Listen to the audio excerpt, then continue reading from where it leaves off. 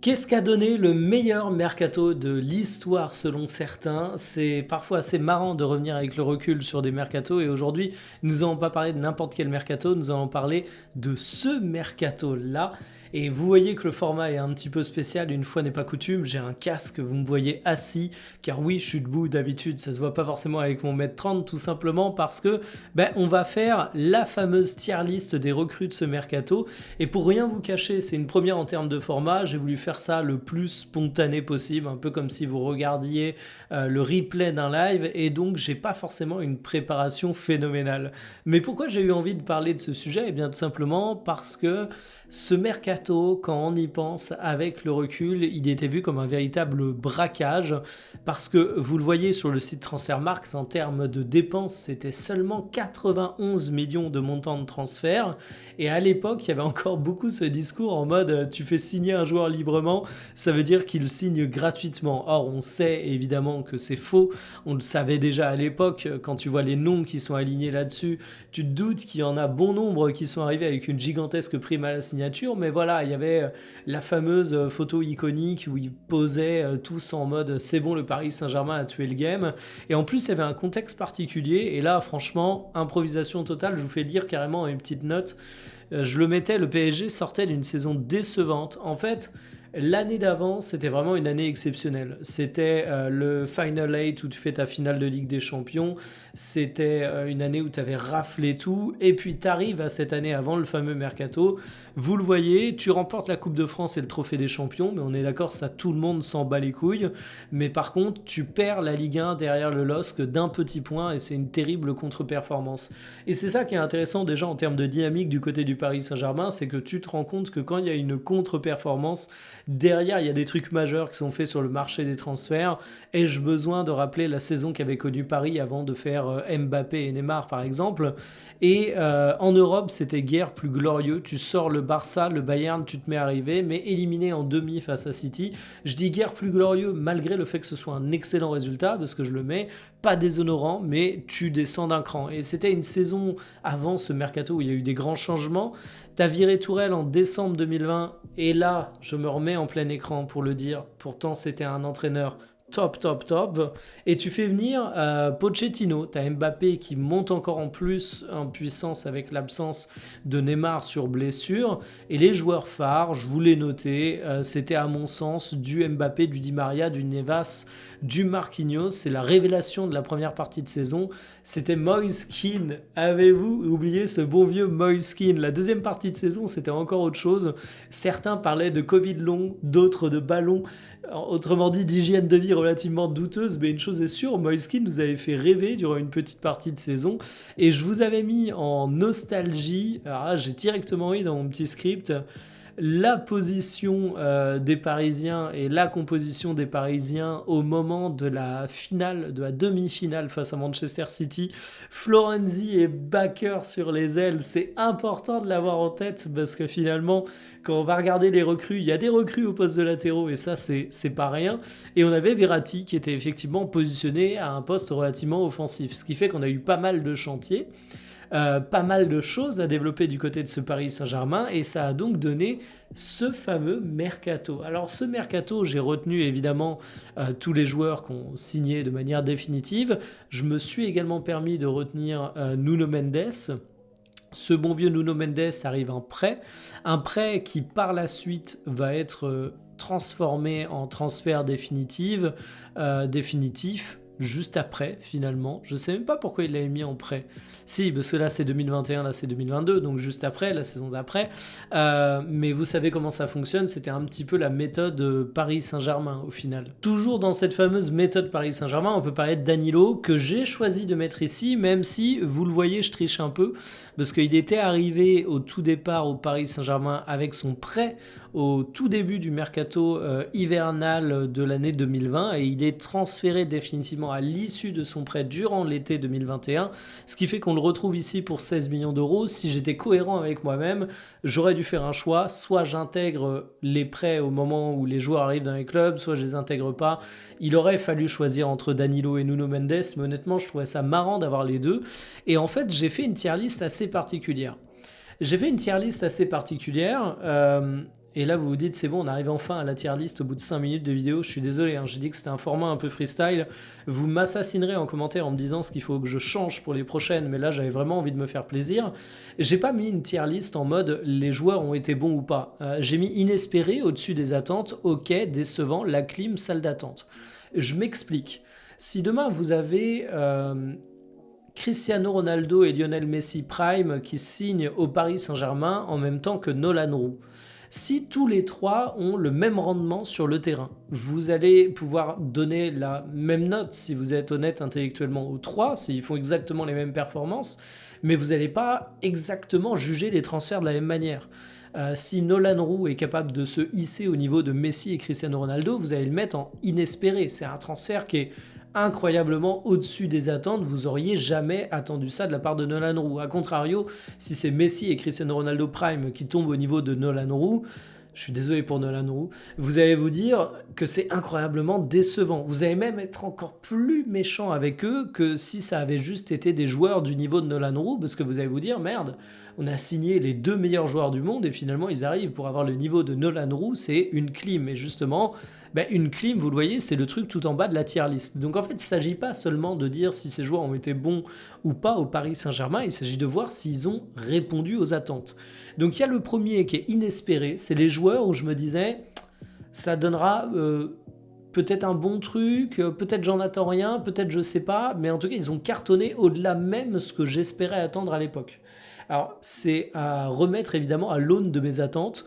Je vous prenais l'exemple de Nolan Roux et de Lionel Messi. Il est important parce qu'évidemment, c'est beaucoup plus facile pour Nolan Roux que pour Messi d'être en inespéré.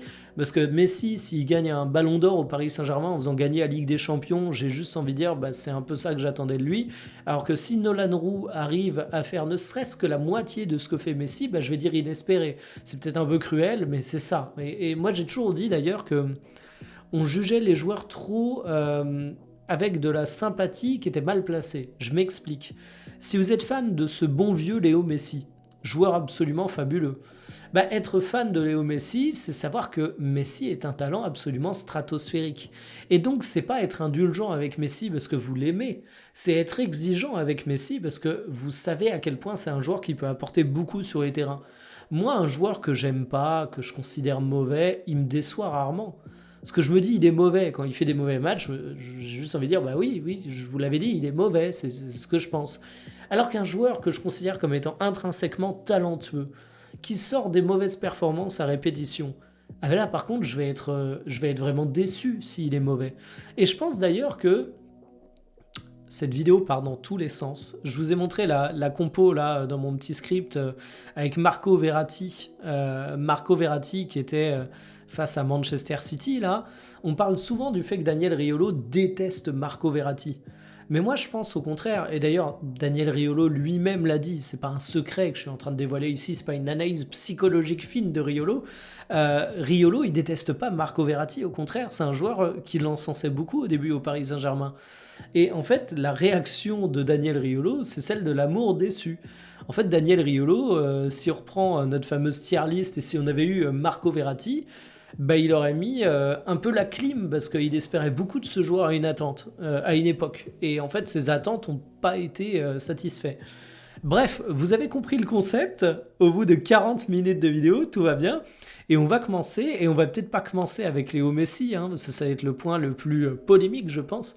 On va commencer avec ce cher Wijnaldum. Alors Wijnaldum, il arrive au Paris Saint-Germain librement, il avait à l'époque 30 ans. C'est bien également dans Transfermarkt de voir l'âge qu'avaient les joueurs à l'époque, ce qui est un âge d'expérience pour un milieu de terrain, mais ça tombe bien parce que Wijnaldum à ce moment-là, il faut se rendre compte de qui il est. Il arrive comme un patron, il arrive un petit peu comme un joueur qui a supporté Liverpool, qui était déterminant au milieu de terrain. Et d'ailleurs, si je vous prends un petit peu la valorisation à l'époque de Wijnaldum, il arrive librement au PSG, il est valorisé 30 millions d'euros. Il avait déjà dû connaître, il avait connu déjà une petite chute, vous le voyez, mais tu avais quand même ce mec qui était censé incarner le milieu de terrain. Un milieu de terrain où en plus à l'époque, tu étais un peu en galère de talent intrinsèque. Je reprends une petite liste. Sur ce match, tu te retrouvais avec Gay et Paredes. Alors, Idrissa Gueye a des qualités, évidemment. Paredes est un joueur qui a encore plus de qualités, à mon sens, des qualités qu'on n'a pas forcément toujours vues dans les bonnes conditions. Paredes restera toujours un petit peu ma frustration du côté de Paris, même s'il a fait des bonnes choses. Je pense qu'il aurait pu donner encore mieux. Mais voilà, Wijnaldum, tu étais censé avoir ta valeur sûre. Je finis carrément mon café en vidéo, hein, on en est là. Et finalement, je ne sais pas ce que vous en pensez de ce bon vieux Wijnaldum. Déjà, on va voir son petit passage au Paris Saint-Germain. On peut dire qu'il a été bref, hein, parce que tu prends PSG toute saison, sa petite fiche Transfermarkt, 38 matchs, 3 buts, 3 passes décisives, 261 minutes de jeu en 5 matchs de Ligue des Champions. Alors 261 divisé par 90, ça fait l'équivalent d'un peu moins de 3 matchs pleins, je viens de calculer. À noter que Wijnaldum, le truc également, c'est que le Paris Saint-Germain l'évacue dès l'été 2022 avec un prêt à la Roma, fin du prêt et après un transfert du côté d'Al Ettifaq où grosso modo tu te débarrasses de tes problèmes comme ça pour 8 millions d'euros, limite tu rembourses son salaire. C'est un truc que je trouve également important dans comment on va juger les transferts des joueurs, c'est comment ça se finit. Est-ce que ça a été un poids économique pendant des années? C'est pas le cas de Wijnaldum, mais on va être honnête. Wijnaldum, je le mets en clim, hein. Je le mets en clim. Je ne sais pas ce que vous en pensez, je pense pas que j'aurais affaire à une levée de bouclier de la part des Parisiens, mais Wijnaldum, il a les deux cases cochées du truc qui fait que tu peux le mettre en clim. Les attentes qui étaient hautes, c'est quand même, je pense que Wijnaldum, on peut le dire, c'est pas un mec qui vient avec un statut d'illustre inconnu, quoi. C'est censé être une référence, et le mec qui est resté peu de temps et où ça l'a jamais fait, et franchement... c'est pas pour rien qu'il a aussi peu de temps sur les terrains, ce bon vieux Wijnaldum, parce que ses matchs étaient tout simplement pas au niveau. Donc pour moi, merci pour tout, mon cher Wijnaldum, mais je pense que le débat est relativement facilement bouclé. Alors on va passer à la suite. On va aller sur un joueur dont on a beaucoup parlé, à savoir ce bon vieux Gianluigi Donnarumma. Donnarumma, qui est un des gardiens qui a beaucoup joué au Paris Saint-Germain, mine de rien. Je m'étais jamais penché sur le total de ses matchs. Alors beaucoup joué évidemment, on n'apprend rien, mais je veux dire 161 rencontres. Si tu prends l'ère Paris Saint-Germain, les gardiens, ceux qui ont beaucoup occupé cette place durant l'ère QSI, en fait Donnarumma, il est très très haut. Alors il est très haut, mais attention pour le classement, parce que Donnarumma, il arrive avec des attentes énormes. C'est le meilleur gardien de l'Euro. C'est vraiment un phénomène avec l'Italie. Il a une situation contractuelle qui est escalée avec le Milan. Donc à la limite, il vient avec une étiquette de joueur compliqué à gérer, d'un agent particulièrement gourmand, mais il y a le côté, c'est une opportunité. C'est tellement une opportunité que tu as Navas et que tu dis, wow, on refuse pas l'opportunité de Donnarumma parce que c'est exceptionnel. Mais t'as déjà Navas dont t'es content. Il y a peut-être une question d'avenir avec Navas, qui a les adducteurs qui sifflent pas mal, qui est de plus en plus fatigué, qui est de plus en plus blessé. Mais tu dis quand même, tu mets deux monstres sacrés dans les buts. Est-ce que c'est une bonne chose de faire cohabiter de grands gardiens au sein d'une équipe ? Quand je vous disais que les problèmes se répètent sans cesse du côté du Paris Saint-Germain, je pense qu'on en a une nouvelle illustration. Donnarumma, les attentes étaient donc grandes. Les attentes ont été grandes et là c'est dur parce qu'en fait tu te retrouves un peu Ahmad, comment tu le classes par rapport à son passage au PSG. Je vais faire des classements temporaires. Donnarumma, si je prends de manière froide et implacable tout son passage, j'ai envie de dire ok dans le sens où on attendait un très très grand gardien du côté du Paris Saint-Germain. Il a parfois pu être un peu décevant, il a parfois sorti des gros matchs, mais finalement, ça a été plutôt conforme par rapport au statut qu'il a en arrivant à Paris. Mais je vais quand même le mettre au-dessus des attentes pour une raison toute simple. C'est que Donnarumma, j'attendais de lui qu'il soit un très grand gardien pour le Paris Saint-Germain, mais je pense quand même qu'il a un rôle crucial dans la conquête de la Ligue des Champions. En fait, sans Donnarumma, tu vas pas chercher la Ligue des Champions l'année dernière pour le Paris Saint-Germain. Et j'attendais pas forcément ça de Donnarumma. Moi, j'attendais de la part de Donnarumma qu'il soit un élément actif de la conquête de la Ligue des Champions pour le Paris Saint-Germain. Mais petit 1, j'étais pas sûr que le PSG allait chercher la Ligue des Champions. Donc, être l'artisan de cette victoire, de facto, te place déjà très très haut. Mais en plus, il n'a pas eu qu'un rôle parmi plein de joueurs. Je trouve vraiment que ça fait partie des joueurs que tu sors le plus sur la phase finale de la Ligue des Champions de l'année dernière. Donc franchement, rien que pour ça, je vais le mettre au-dessus des attentes. Parce qu'en fait, il y a un peu le côté sacre qui fait que tu pardonnes tout. Alors j'exagère en disant que tu pardonnes tout, mais autant je suis le premier à dire au moment où le Paris Saint-Germain va recruter Chevalier, au moment où il y a la question est-ce que tu le gardes ou pas, qu'il faut pas penser dans le passé, qu'il faut pas gérer tes contrats simplement à la fidélité. Autant au moment où tu fais le bilan d'un joueur qui part d'un club, bah, tu retiens quand même ce que le temps va laisser. Et est-ce que dans 20 ans, les supporters du PSG se souviendront de phases où Donnarumma a été moyen, même en Ligue 1? Je pense pas. Par contre, dans 20 ans, ce qui est sûr et certain, c'est que la saison de Champions League de Donnarumma, ils s'en souviendront comme si c'était hier. Donc pour moi, place amplement justifiée ici pour ce cher Donnarumma. On va passer à Sergio Ramos. Alors Sergio Ramos, où le classer dans la tier list de ce mercato du Paris Saint-Germain? Est-ce qu'il a été à la hauteur des attentes? Ce bon vieux Sergio Ramos, moi je dois vous avouer que c'est un joueur qui a été lâché par le Real Madrid. Ça c'est le premier truc à dire, hein. C'est que Sergio Ramos, quand il arrive au Paris Saint-Germain, il a une valorisation marchande qui est à 10 millions d'euros. Et pour cause, Ramos, il avait déjà 35 ans à l'époque. Et quand le Real Madrid lâche un joueur, j'ai toujours tendance à me méfier un petit peu. Et il y avait cette fameuse news qui était sortie, qui avait été relayée notamment sur les réseaux sociaux, je ne sais pas si vous vous en rappelez, où il y avait le côté, les préparateurs physiques ont été choqués de la préparation de Sergio Ramos, ils n'avaient jamais vu un tel athlète, et vas-y que je te balance des photos à moitié en slibard durant ma prépa physique sur Instagram. Depuis, moi, c'est quasiment devenu un red flag et une blague, tu vois, ces trucs de préparateurs physiques qui en font des tonnes. Mais, euh, mais Sergio Ramos, c'était quand même un grand monsieur pour le PSG. C'est pas un mec qui a eu un passage minable, hein, honnêtement. Je pense qu'il a eu un passage qui l'a un peu désacralisé aux yeux de certains. Je pense également que sur le monstre qu'est Sergio Ramos du côté du Real Madrid, il y avait aussi des choses qui faisaient que parfois il était accompagné de Raphaël Varane qui était plus rapide, qui allait corriger certaines de ses erreurs et on n'en parlait jamais. Alors évidemment, Sergio Ramos est un des meilleurs défenseurs de sa génération, infiniment supérieur à Raphaël Varane. Je suis pas en train de vous dire que Sergio Ramos a fait sa carrière sur un malentendu. Il faudrait être fou pour dire ça, mais moi, quand il a débarqué au Paris Saint-Germain, je m'attendais à un grand défenseur, mais un mec clairement sur le déclin. Et je pense que c'est ce qu'on a eu. Je pense pas trop me planter là-dessus, mais saison 2021-2022, saison 2022-2023, plus de matchs lors de la deuxième saison, moins embêté physiquement hein, également, si je dis pas de conneries, hein, parce que si ma mémoire est bonne, voilà, hein, il y a sa fameuse blessure au mollet de juillet à novembre, mais c'est une dinguerie en fait, tu manques tout ça. Et en fait, toute cette fameuse saison 2021-2022 était un long moment de blessure pour Sergio Ramos. Et ça, on peut considérer que c'était quand même un peu décevant, hein, parce que je m'y perds avec tous mes onglets. Sergio Ramos, si je reprends ses performances et que cette fois je me focus pas que sur le Paris Saint-Germain, donc tac, première saison au PSG, on le voit 848 minutes, tu viens pour faire figuration quoi. Et si on prend la saison d'avant du côté du Real Madrid, 1800 minutes et juste avant 3800. Donc tu sentais qu'il allait avoir des sujets médicaux et je n'attendais pas à ce point. Bon, Sergio Ramos, moi j'ai tendance à le mettre en décevant.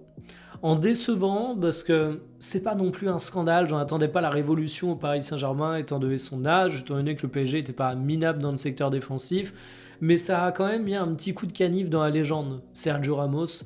Donc au moment où il signe au PSG, au moment où il pose avec le maillot, je me dis pas la première saison il va jouer 800 minutes et la deuxième saison, dans 10 ans on n'en retiendra pas grand chose, parce que je pense que c'est ça la réalité, c'est que Sergio Ramos c'est un joueur incroyable, comme je disais, un des meilleurs défenseurs de sa génération.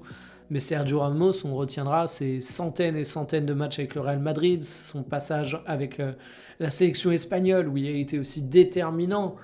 Est-ce qu'on retiendra de Sergio Ramos son passage au Paris Saint-Germain? J'en suis vraiment pas sûr parce qu'il n'avait pas grand intérêt.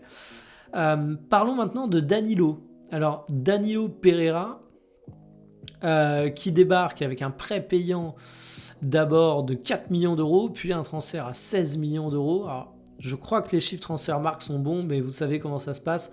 Il faut toujours se méfier des chiffres Transfermarkt. Et Danilo, de mémoire, ça avait déjà failli se faire auparavant pour un montant plus élevé. C'est un joueur qui était annoncé comme assez courtisé. Et finalement, tu peux te dire que ça a fini par se faire, mais alors qu'il avait déjà 29 ans, qui n'est pas un âge avancé, hein, surtout vu son poste, mais c'est un joueur que tu pouvais imaginer débarquer un peu plus tôt. Et Danilo, c'est quand même une grosse carrière, hein, à Porto, brassard de capitaine, etc., etc. Bon, au Paris Saint-Germain, c'est beaucoup de matchs, 157. Et en fait, Danilo, je trouve que c'est typiquement le genre de joueur où je vous parlais de l'importance des attentes pour classer ma tier list du Paris Saint-Germain. Danilo, au départ, c'était le mec où tu avais des grandes attentes, tu as été un peu déçu. Par la suite, il y en a beaucoup qui l'ont tellement décrit comme un tocard que tu t'es rendu compte que c'était un bon soldat. Et il y a même une phase, alors je suis vraiment naze sur les dates, je suis désolé, mais je me souviens d'une période très spécifique au Paris Saint-Germain où c'était limite le meilleur joueur, où il y avait beaucoup de stars qui étaient décevantes, où Danilo était jamais flamboyant, mais où il avait une certaine régularité. Et un autre truc important pour Danilo, je pense que c'est important de le dire, c'est que si je retourne sur sa petite fiche et ses passages au Paris Saint-Germain, 66 matchs en défenseur central, 67 matchs en milieu défensif, bon, on va dire 77 matchs en milieu. Danilo est un mec qui a été polyvalent au Paris Saint-Germain. Et ça, moi, c'est important. C'est que ça a vraiment été un bon soldat. Ses lacunes de vitesse ont été comblées. Donc, quand je reviens à ma petite tier list, le Danilo, je vais le mettre en... Je vais le mettre en au-dessus des attentes. J'allais le mettre en OK, mais franchement, j'ai toujours la même logique quand je juge des mercatos et des passages comme ça. C'est dans 10 ans, dans 20 ans, tu demandes à un supporter du PSG qu'est-ce qu'il pense du passage de Danilo dans son club. Je pense qu'il va être plutôt positif. Je pense qu'il va aller te dire que c'est un joueur qui a jamais triché, qui a toujours fait le taf, qui a été assez satisfaisant. Évidemment, c'est pas Bruno Guimaraes, évidemment, c'est pas le nouveau Pedri, Danilo. Personne va prétendre ça. Mais justement, c'est ça qui fait que je le mets au-dessus des attentes. C'est que c'est quand même un mec qui, je le redis, hein, te sort au Paris Saint-Germain 157 matchs. Il est resté jusqu'à relativement récemment. Il est parti avec les hommages de pas mal de personnes. Alors que tu prends un mec comme Wijnaldum, personne au sein de la communauté parisienne lui a fait un grand merci au moment de partir. Donc non, Danilo, pas volé. Passons à un cas particulier, Achraf Hakimi. Hakimi, monstre du Paris Saint-Germain, mais monstre qu'il faut quand même présenter tel qu'il doit être présenté. C'est-à-dire qu'il arrive pour 68 millions d'euros. À l'époque, je crois même que ça évoque 80 millions d'euros avec les bonus. J'avais fait une vidéo, j'ai viré les anciennes vidéos de la chaîne, mais les plus anciens s'en souviendront, où mon introduction, c'est que avec Hakimi qui remplace Florenzi, tu passes pas du karting à la F1, parce qu'à l'époque, la polémique était encore récente avec Giroud et Benzema, mais tu passes du fauteuil roulant à la fusée. Alors, je suis désolé pour ce bon vieux Florenzi, hein, mais ça vous montre un peu les attentes que j'avais. Et moi, j'avais décrit ça comme un coup de maître, parce que Hakimi, c'était un joueur que j'adorais au Borussia Dortmund. C'est un joueur qui, derrière, a été à l'Inter, qui a été mais fabuleux, qui avait un rôle essentiel dans l'équipe italienne. Donc finalement, oui, Hakimi, monstre du Paris Saint-Germain. Personne n'ira dire le contraire, vous le voyez, 196 matchs, 28 buts, 38 passes décisives. Je parlais de la conquête de la Ligue des Champions où Donnarumma a eu un rôle majeur. Combien de latéraux ont fait des saisons de Ligue des Champions et même des saisons en général à l'image de ce qu'a fait Hakimi au PSG l'année dernière? Pas beaucoup. Pour moi, c'est vraiment une année historique qui fait Hakimi. Donc franchement, cœur sur Achraf Hakimi pour ses performances au PSG, joueur exceptionnel. Mais, cependant, quand on revient à la tier list, je vais pas mettre Hakimi en inespéré. Je sais même pas si je le mets au-dessus des attentes. Je vais le mettre en hockey, mais je m'explique. Beaucoup vont voir le hockey comme extrêmement cruel, mais c'est que par rapport à mes propres attentes. Hakimi, c'est un mec que j'attendais comme un latéral générationnel. Un mec qui allait pouvoir être comparé à Marcelo durant les grandes années du Real Madrid, par exemple. Eh ben, c'est ça que j'ai eu au Paris Saint-Germain. Je vous l'ai dit, cette tier list, je juge pas la qualité intrinsèque du passage des joueurs, je juge le rapport entre les attentes et ce qu'ils ont donné. Et les attentes, en l'occurrence, je parle des miennes. Bon, ben mes attentes autour d'Hakimi étaient incroyablement hautes. Il les a remplies. Alors ça c'est pas pour galvauder sa performance, parce que franchement, être capable de répondre à des attentes incroyablement hautes, c'est un truc qui s'applaudit dès demain. T'as envie de dire, mec, la barre, elle a été placée au niveau, t'as pas le droit à l'erreur et t'as rempli le contrat. Donc franchement, chapeau à Hakimi. Mais est-ce que Hakimi a donné bien plus que ce que j'imaginais à l'époque? Non. Non, à l'époque, je me disais, waouh, le PSG a fait un truc de malade en signant Hakimi. Bah ouais, tout simplement, le PSG a fait un truc de malade. Bon, là, c'est peut-être un jugement qui, du coup, intervient un peu plus à l'aune de mes attentes. Et il y a un cas qui est intéressant, c'est son compère, Nuno Mendes, qui arrive au Paris Saint-Germain pour un prêt payant d'abord de 7 millions d'euros, puis transfert définitif à 38 millions d'euros, ce qui, même à l'époque, par rapport à sa valorisation, n'est pas énorme. Il était valorisé 40 millions d'euros, il est aujourd'hui valorisé 75 millions d'euros, ce qui donne déjà un bon indice de comment je vais évaluer le joueur. Parce que si on prend Hakimi, par exemple, Hakimi, il est valorisé 80 millions d'euros, mais à l'époque, il était déjà valorisé 60 millions d'euros. Tu l'as quasiment déjà recruté ce prix-là.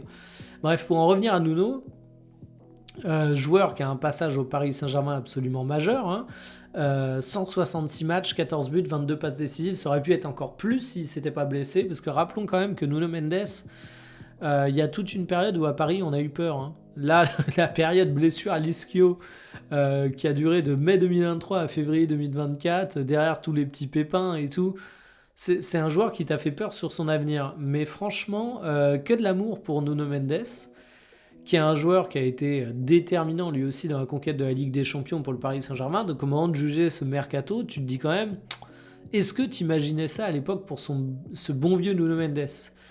Bah moi non, et je le mets en inespéré, très clairement. Alors c'était un joueur que j'avais scouté lors de son arrivée au PSG, parce que je regarde pas régulièrement le championnat portugais, et je lui voyais mais plein de talent. Mais il y a une différence majeure par rapport aux attentes que j'avais sur Hakimi, c'est qu'en fait Nuno Mendes, je me disais il a un potentiel de ouf. Hakimi, je me disais pas il a un potentiel de ouf, je me disais c'est un joueur ouf. Et en fait, Nuno Mendes, c'est un petit peu comme Hakimi avec moins de certitude. Je disais Hakimi, j'en attendais la perfection en termes de niveau de jeu, il m'a quasiment offert ça, donc je mets ok, conforme aux attentes. Nuno Mendes, j'en attendais pas la perfection. Je me disais, waouh, le PSG tient un prospect de ouf. Ce serait énorme s'il réussissait à développer tout son potentiel. Et bien franchement, moi, je pensais pas que Nuno Mendes arriverait autant à mettre tout le monde d'accord. Il y a un truc tout bête. Alors je sais, faut pas penser qu'à travers la valorisation. Mais Nuno Mendes, voilà, c'est le premier arrière-gauche mondial en termes de valorisation aujourd'hui. Et en plus, il est loin devant les autres. 15 millions d'euros, c'est beaucoup. Il est devant Carreras, il est devant Baldé, il est devant Calafiori. Et franchement, je pense que les Parisiens n'auraient pas envie d'échanger Nuno Mendes contre d'autres joueurs. Donc en fait, tu as recruté un mec qui à l'époque était encore un jeune espoir, avec pas beaucoup de matchs du côté du Portugal. C'est devenu le joueur le plus valorisé du monde à ce poste. C'est un pari qui est 100% gagnant. Donc pour moi, Nuno Mendes, inespéré. Et là, vous vous dites, ok, il reste Léo Messi, le GOAT. Et Léo Messi, au moment de juger si c'est un bon transfert ou pas pour le Paris Saint-Germain à l'époque, c'est important que je vous rappelle un peu les attentes qu'il y avait autour de Léo Messi. Léo Messi, il débarque pas du tout dans la même configuration que Sergio Ramos. À l'époque, certes, il a déjà l'âge de 34 ans, mais si on prend les saisons de Messi, donc 2021-2022, tac, première saison au Paris Saint-Germain, 11 buts et 15 passes décisives, on y reviendra, ça a beaucoup fait parler, 2800 minutes de jeu, mais si on prend ne serait-ce que la saison d'avant, avant les larmes déchiantes et le départ du Barça, 47 matchs, 38 buts, 14 passes décisives, vlam. T'as Léo Messi qui débarque, Léo Messi dans une grande forme. C'est pas Sergio Ramos qui est un peu laissé par le Real Madrid, où t'as tes interrogations sur son niveau physique, où finalement tu te dis que il y a, je vais pas dire au côté maison de retraite de luxe, ce serait pas respectueux pour Sergio Ramos, mais Ramos, tu savais que les meilleures années étaient passées. Léo Messi, évidemment, tu savais qu'à 34 ans, il n'allait pas être plus fort qu'à 30 ans, vraisemblablement, mais t'avais pas les attentes en mode je vais avoir un sous-Messi. Je me rappelle à l'époque, Là, encore une fois, les plus anciens s'en souviendront, j'avais fait une vidéo sur la révolution Messi au Paris Saint-Germain. C'était un joueur qui était censé absolument tout changer. Parce que Messi, il y a non seulement le joueur que tu recrutes, qui est le GOAT, mais t'as Messi, le phénomène, j'ai même pas de mots. C'est comme Cristiano Ronaldo. Ronaldo a débarqué en Saudi Pro League, il a allumé la lumière sur la Saudi Pro League. Parce que soyons honnêtes, avant que Ronaldo débarque, personne n'en avait rien à faire. Aujourd'hui, à Saudi Pro League, à grand renfort de chèques incroyables évidemment, c'est donné un nom. N'importe quel supporter de foot a un avis sur la Saudi Pro League. Je pense que vous êtes très nombreux à déjà avoir vu et peut-être même à regarder régulièrement de la Saudi Pro League. Ronaldo a vraiment apporté ça. Messi, tu as les mêmes attentes. Messi, tu te dis, oh, Léo Messi en Ligue 1, Léo Messi au Paris Saint-Germain, le rêve, quoi. Ça va transformer le club. Bon, la réalité de Léo Messi au Paris Saint-Germain, donc, c'est 2 saisons, 75 matchs, 32 buts, 35 passes décisives. Et je vous remets la tier list. Est-ce que Léo Messi a eu un bon passage ou non? C'est pas tant la question que est-ce que Léo Messi a eu un passage à la hauteur des attentes? Je sais pas comment vous considérez Messi, mais pour moi, Messi, c'est tout en haut. On peut avoir des débats à la limite. Est-ce qu'il est meilleur que Cristiano Ronaldo? Est-ce qu'il est meilleur que Maradona? Est-ce qu'il est meilleur que Pelé? On s'en fout. Quelle que soit votre opinion sur la hiérarchie, si vous êtes de bonne foi, vous êtes d'accord que Messi est déjà dans ces débats. Et rien que le fait d'être dans ces débats, et c'est bon à rappeler pour les mecs qui s'évertuent dans la guerre Cristiano Ronaldo, Lionel Messi, c'est que rien que le fait que tu puisses avoir un débat montre que tu as affaire à des monstres sacrés du football. Est-ce que Messi a eu un passage au Paris Saint-Germain monstre sacré? Est-ce que vous vous êtes dit, wow, Léo Messi du côté du PSG, masterclass? Eh ben finalement, moi, non. Non. Est-ce que Messi m'a choqué très régulièrement à Paris? Non. Évidemment, il a fait des excellents matchs. Évidemment, il a eu quelques moments de magie. Mais si tu veux, Messi débarque au Paris Saint-Germain. Évidemment, tu te doutes que c'est pas Nolan Roux. C'est un joueur qui, pour moi, a jamais réussi à Paris à exploser les attentes. Je vous donne un exemple. Neymar, quand il débarque à Paris, son premier match de mémoire, c'est à Guingamp, c'est ça? Et ce premier match, on l'attend tous de fou, parce qu'il est retardé par rapport au papier de la Liga, etc. Vous vous souvenez de tout ce bordel. Neymar, ce qu'il fait au cours de ce premier match, c'est au-dessus de toutes les attentes. Genre tout le monde l'attendait, tu vois. Donc il y avait des journalistes du monde entier dans une petite ville française. Il y avait des caméras qui étaient dédiées entièrement sur son match. Les adversaires savaient que c'était un match, mais limite, je peux envie de dire que le résultat sportif comptait pas, mais c'était tellement démesuré l'attente autour de Neymar sur cette rencontre que il y avait un côté Neymar, il peut te dédoubler le ballon en plein match. Tu dis bah c'est normal, c'est Neymar. Et malgré tout, il avait choqué. Bah, je suis désolé, j'ai pas forcément eu ce truc avec Léo Messi, et pourtant, bah, Messi est un plus grand joueur que Neymar, je suis désolé de le dire. Donc Messi, son passage au Paris Saint-Germain, honnêtement, j'hésite entre la clim et décevant. J'ai pas pris mon avis avant de faire la tier list, je voulais vraiment la lancer à chaud pour vous donner des réactions spontanées. Je mettrais la clim quand même, hein. Je suis désolé, hein. La clim pour Messi. Non pas que ce soit un joueur qui n'ait pas un bon passage au Paris Saint-Germain, mais en fait, ce qui me permet de juger Messi, c'est le curseur des attentes. Et le curseur des attentes est mis à l'aune de la carrière de Messi. Si vous prenez de la carrière de Léo Messi, si vous prenez saison après saison, que vous faites une tier list, par exemple, de toutes les saisons de Messi, c'est un concept génial. J'ai une mémoire de merde, je serais incapable de le faire, mais franchement, j'adorerais voir ça. Si vous êtes créateur de contenu, que vous regardez cette vidéo, faites ça. Où vous metteriez les saisons du Paris Saint-Germain? Alors si je suis incapable de vous classer précisément chaque saison de Léo Messi, qui a 150 saisons à son actif dans le monde professionnel, je suis quand même capable de vous dire que ces saisons du côté du Paris Saint-Germain, elles ne seraient pas au-dessus beaucoup de saisons du Barça, pour pas dire qu'elles seraient forcément en dessous. Et c'est pas fondamentalement manquer de respect à Messi que de dire ça, c'est bien au contraire dire Messi n'a pas été aussi honteux que ce que certains prétendent du côté de Paris, mais est-ce que Messi a été à la hauteur du roi Messi qu'il est du côté du Paris Saint-Germain?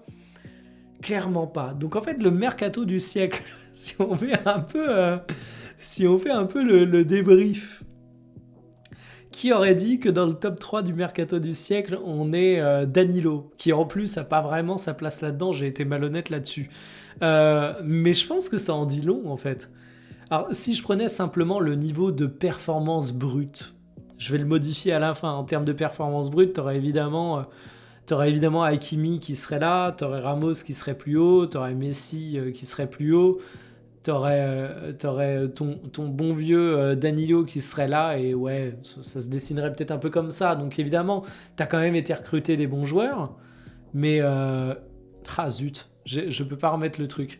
Mais une fois que tu fais quand même un petit peu ton classement et que tu dis est-ce que t'es satisfait ou pas de ce mercato, bah, je trouve quand même que pour un mercato qui était le mercato le plus hypé du monde à l'époque, t'en sors avec une petite clim. Et c'est pour ça que je voulais faire cette vidéo en fait. C'est parce que je trouve que c'est intéressant de revenir avec le recul sur les mercatos les plus hypés du monde. Et en fait, ce mercato-là, qui était le plus hypé, bah, je trouve qu'il a donné un truc relativement décevant. Donc voilà, c'était un format un petit peu tout en impro, avec une installation un petit peu différente. C'est parti un petit peu dans tous les sens. Je m'excuse si c'était pas très digeste. N'hésitez pas à me faire vos retours en commentaire, avec bienveillance, je l'espère, je l'appelle, sur ce qui vous a plu, ce qui vous a déplu, ce que je peux améliorer à l'avenir si je fais d'autres sujets comme ça. Ce qui est bien avec les tier lists, c'est que c'est l'occasion de divaguer sur plein de sujets. C'est l'occasion de partir sur plein de choses au-delà de cette fameuse tier list là. Et en même temps, c'est un format qui est assez cool, je trouve. Donc voilà, vous me direz ce que vous en avez pensé. Moi, je vous dis à demain pour une prochaine. Salut!